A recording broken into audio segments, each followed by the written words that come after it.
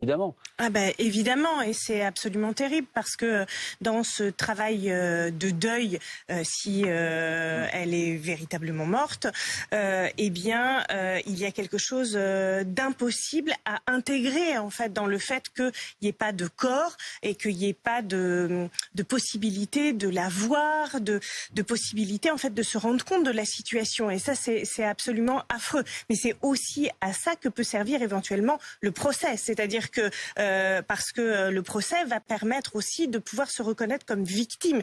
Mais là, sans corps, ça devient extrêmement compliqué. Puis plane toujours le doute, le fait que elle ait disparu, qu'elle soit partie, parce que là, ce que doit vivre aussi la famille, c'est cette espèce de doute autour de la question de l'abandon.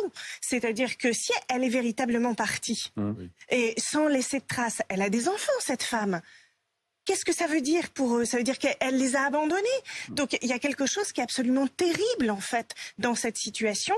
Et évidemment, le fait de retrouver le corps permettrait de lever, j'ai envie de dire, un soupçon sur cet élément-là. Et encore une fois, on rappelle que l'enquête est ouverte pour enlèvement.